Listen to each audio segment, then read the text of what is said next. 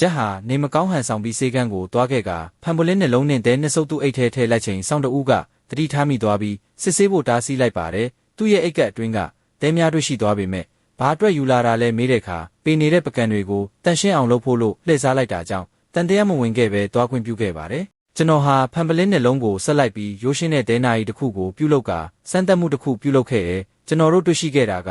တဲအားလုံးအပြည့်ဝကျဆင်းချိန်ဟာ20မိနစ်လောက်ကြာတယ်ဆိုတာသိရှိလိုက်ပြီးအခုဆိုရင်ကျွန်တော်တို့ဟာအချိန်ကိုတွက်ချက်နိုင်ခဲ့ပြီဖြစ်ပါတယ်ဒါကြောင့်ညချိန်တွင်ရေဆိုးစနစ်အတွင်းသို့ပြန်ဝင်ခဲ့ကြပြီးတူးဖော်ချိန်မြေကြီးများရေထွက်ပေါက်ကိုပိတ်ဆို့မှုမဖြစ်စေရန်တစ်သားပြားများကိုခင်းလိုက်ကြပါတယ်ထို့နောက်ပြုလုပ်ထားတဲ့တဲနာရီကိုဘေးမှာထားကအည်သွေးညံ့တဲ့ဘေးနံရံကိုအပေါက်ဖောက်ဖို့စတင်လိုက်ပါတယ်နှစ်နာရီကြာတလက်စီတူးပြီးနောက်ရလက်အနှဲငယ်ကိုမြင်တွေ့ခဲ့ကြပြီးပင်ပန်းနေသူများဟာလူချင်းရန်အတွက်သူတို့အခန်းသို့ပြန်လာခဲ့ကြပါတယ်အချိန်တိုင်းထောင်ဆောင်များစစ်ဆေးမှုရှိတာကြောင့်အခန်းတွင်းသို့တတိထားဝင်ရောက်ကအခြားလူနှစ်ဦးကအစားထိုးဝင်ရောက်ဖို့ထွက်ခွာသွားကြပါတယ်ထိုကဲ့သို့ရက်ပေါင်းများစွာဆက်တိုက်တူးဆွကြပြီးရလက်မှာတိတာထင်ရှားစွာကောင်းမွန်လာခဲ့ပါတယ်ဒါပေမဲ့တနေ့မှာတော့အခန်းသို့ပြန်ဝင်နေချိန်ရုတ်တရက်တကားဖွင့်တံကိုကြားလိုက်ရပါတယ်ကျွန်တော်ဟာကွန်ကရစ်အပေါက်ကိုအဝတ်တစ်ခုဖြင့်အလျင်မြန်ပိတ်လိုက်ပြီးနိုင်ရန်ဘေးတွင်ဟန်မပြတ်မီနေကထိတ်လန့်နေခဲ့ပါတယ်ထောင်ဆောင်များဟာအခန်းတွင်းသို့ဝင်ရောက်စစ်ဆေးနေကြပြီးထောင်ဆောင်တဦးကစက္ကူပုံးနီးရောက်လာတာကြောင့်သူရဲ့ရှာဖွေမှုများကိုစိုးရိမ်စွာဖြင့်မျက်ခြေမပြတ်ကြည့်နေခဲ့ပါတယ်